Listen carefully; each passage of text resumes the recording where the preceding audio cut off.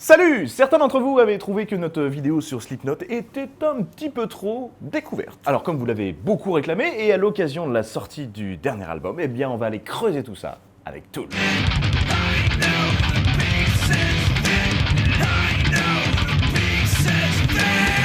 On est en 2001 et c'est sur l'album Lateralus, qui n'est pas une pratique sexuelle. C'est le premier single de leur troisième album studio. Entre le deuxième et le troisième album, il a fallu attendre 5 ans, ce qui finalement n'était pas une attente si longue que ça.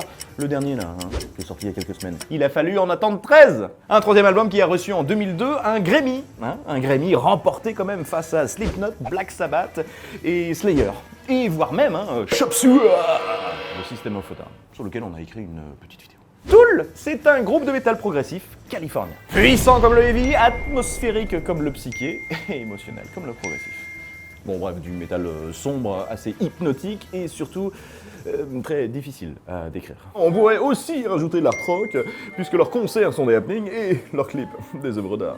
Et alors côté thématique, parlons de la lacrymologie. Donc j'explique en gros, pour un être humain, la seule façon de progresser passe par l'exploration et par la compréhension de sa douleur physique et morale. Bon ce concept-là, ça vient d'un écrivain de Los Angeles qui avait rencontré le guitariste de Tool il y a quelques années. Le groupe est donc un outil pour aider à cette compréhension. Abyss Blatter, là, il a été présenté au guitariste via Tom Morello de Rage Against the Machine. Ah oui, parce que Jones, il a joué dans le premier groupe de Morello. Quant au chanteur de Tool, c'est lui qui chante ce passage.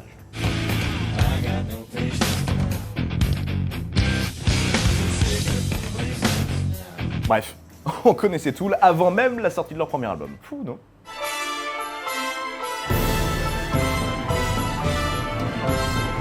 L'album a été enregistré à Los Angeles par David Bottrell, qui a notamment géré ça. Ça montre bien le grand écart recherché par le groupe. Et un album né d'un conflit juridique avec le label qui ne leur avait accordé que 79 minutes. Le groupe, il a fait quoi? Il a fait un album de 78 minutes et 58 secondes pour laisser au label 2 secondes de répit.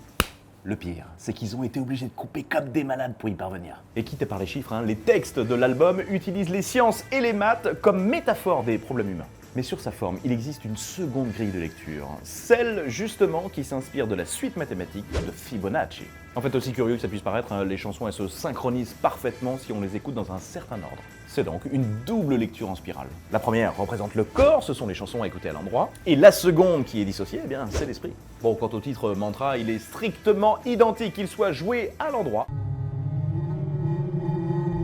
ou à l'envers. C'est le départ de cette suite mathématique. Bon, techniquement, évidemment que c'est une prouesse, mais alors côté son, ça donne quoi?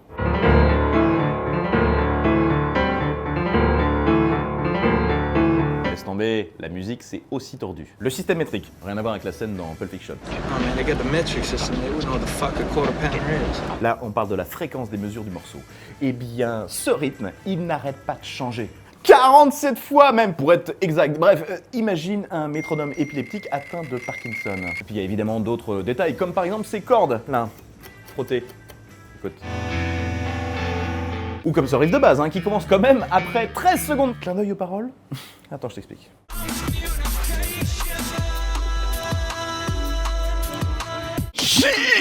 Ça a évidemment rien à voir avec les toilettes. C'est une scission entre deux parties provoquée par une divergence d'opinion. Et des schismes, il y en a eu avec le label, mais il y en a aussi eu avec le groupe. Oui, ils étaient un petit peu vénères que le chanteur ait passé la précédente année à travailler la sortie du premier album de son groupe parallèle, Perfect Circle. Oui, mais cette chanson, en gros, c'est un petit peu le Come Together des Beatles, ou alors le Tout n'est pas si facile du Supreme MTM, en partant d'un cas personnel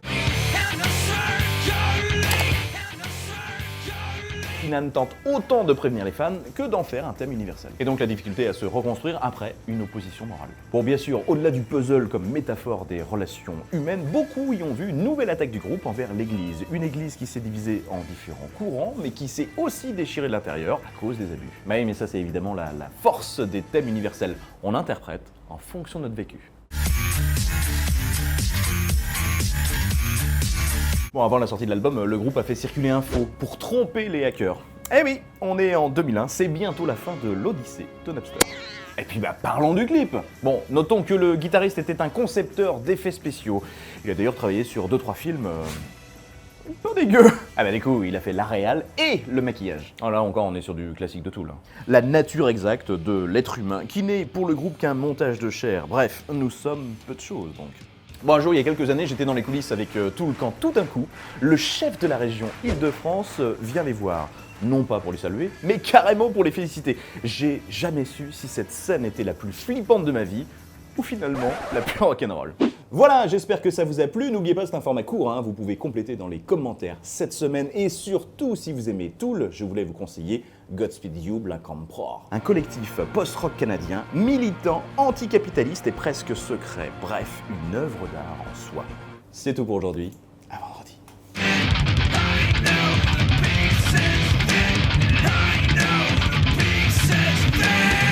Je veux que Tool monte sa bonne.